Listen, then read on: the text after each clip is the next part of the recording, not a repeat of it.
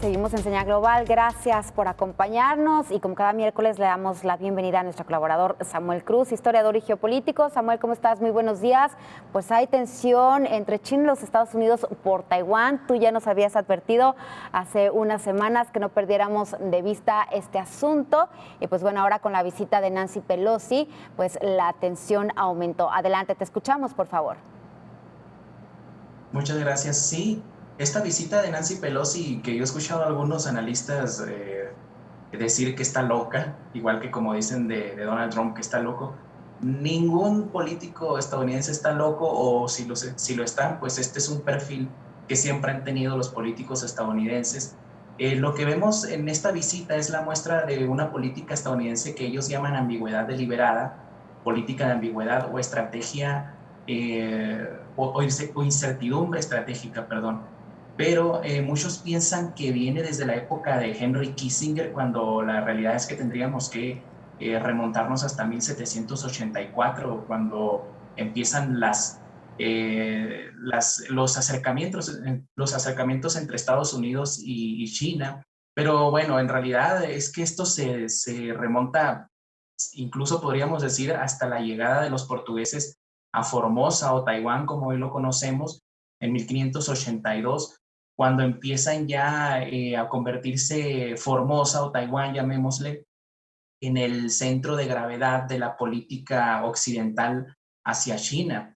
Obviamente los portugueses la bautizan Formosa, esta isla, o Hermosa, como sería en español, y estaba habitada. Había nativos malayo-polinesios que fueron siendo expulsados poco a poco hasta que los arrinconan en una pequeña zona que le llamaron el reino de Micdag. Empezaron a llegar holandeses, españoles, chinos, japoneses.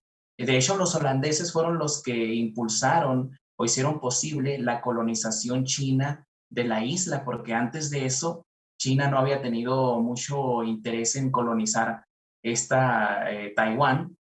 Mientras tanto, las potencias entre 1624 y 1662 empezaron a competir por el poder en la isla, porque la ubicación geoestratégica, como hoy en día, pues hacía posible el comercio internacional en el área del Pacífico asiático.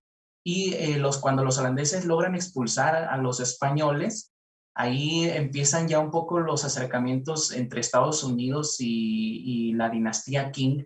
Esto nos podemos remontar hasta 1683, porque o sea, tuvieron que pasar 100 años para que China fuera por fin, como por decirlo en forma muy sencilla, dueña de Taiwán. En 1683 pasa a llamarse dueña de Taiwán, y los aborígenes que componían el reino de Mida terminan estando bajo el control o el dominio del imperio Qing en el siglo XVIII. Luego, en 1784, se asoman por primera vez los intereses estadounidenses en la isla, cuando envían cónsul a China, pero fue rechazado. Y de hecho, las relaciones oficiales entre ambas naciones inician normalmente en 1844 bajo el presidente John Tyler. Pero lo curioso acá es que unos años después de iniciar las relaciones diplomáticas, en el Congreso de los Estados Unidos empezó a discutir la idea de que Estados Unidos le comprara Taiwán a China.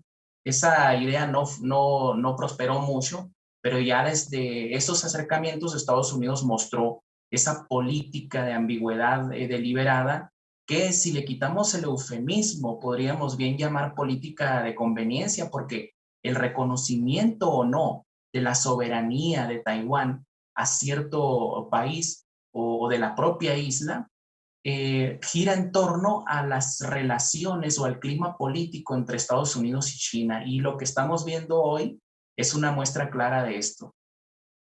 Ahora, en épocas recientes, ¿por qué Estados Unidos, precisamente con esta política de ambigüedad, perdón, estratégica que nos comentas, por qué surge ahora con esta visita de Nancy Pelosi nuevamente ese conflicto entre China y Estados Unidos? ¿Cuál es la importancia para Estados Unidos Taiwán y cuál es la importancia para China esta isla? Mira, otra vez tendríamos que ir a la historia para comprender el presente, no muy atrás. Al final de la Segunda Guerra Mundial, cuando los nacionalistas y los comunistas chinos entran en esta guerra civil liderados por un lado los nacionalistas por Chiang Kai-shek y por el otro por Mao Zedong.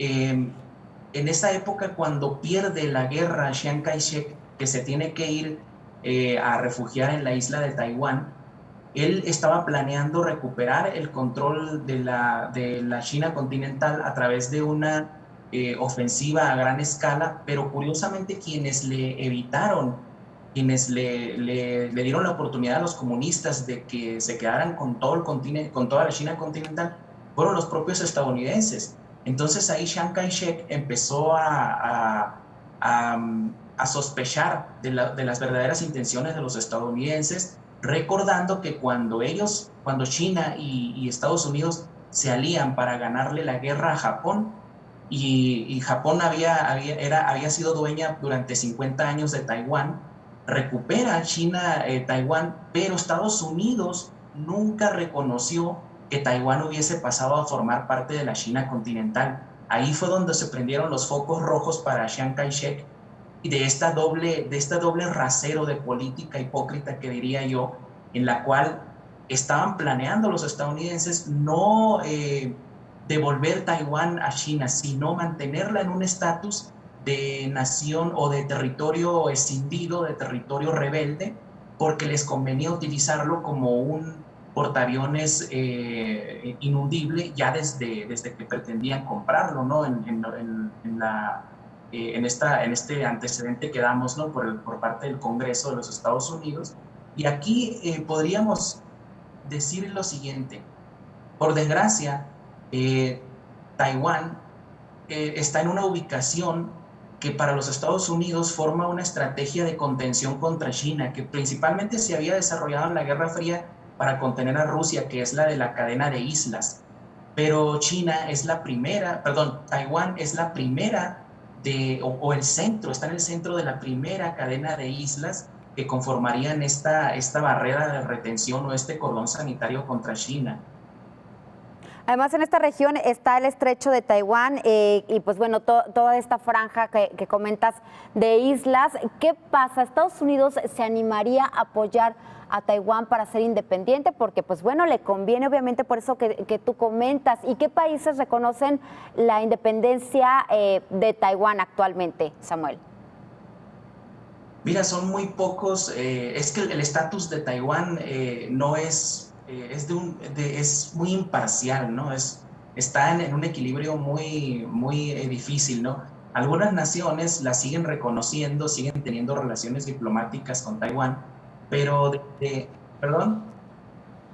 No, Desde la adelante. Guerra Fría, desde la Guerra Fría, las cosas cambiaron cuando el bloque soviético empieza a quererse expandir. La China comunista y Estados Unidos se alían, entonces tenían este nuevo enemigo en común. De hecho, hay que decir también como antecedente que Chiang Kai-shek o los nacionalistas del Kuomintang tenían un asiento permanente en el Consejo de Seguridad de la ONU, pero cuando las cosas cambian en los años 70, abandonan a Taiwán sin dejar de Estados Unidos de subvencionarlo para darle su lugar en la ONU a China. Ahí fue una muestra más de esta política de ambigüedad y actualmente yo no creo que Estados Unidos vaya a reconocer una independencia porque esto sería ir a la guerra directa, pero sí le conviene mucho mantener el estatus actual de Taiwán. Y es muy importante decir también que no solamente es Taiwán esa amenaza para China, sino que dentro de las costas de la China continental hay unos territorios, unos islotes que son administrados por Taiwán, pero están en la entrada de China. Uno de ellos sería el territorio que en español se conoce como Puerta Dorada, en chino es Kinmei o Quemoy, latinizado, pero es la Puerta Dorada y le queda perfecto el nombre porque sería una puerta dorada para la entrada de las fuerzas invasoras contra China. Se nos termina el tiempo, Samuel, pero de manera muy rapidísima, ¿de qué logró Nancy Pelosi con esta visita a Taiwán? Perdón, no te entendí. ¿Qué logró Nancy Pelosi con esta visita a Taiwán de manera muy rápida porque se nos termina el tiempo?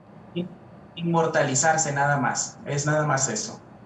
Perfecto, Samuel, muchísimas gracias. Nos vemos el próximo miércoles. Hasta luego.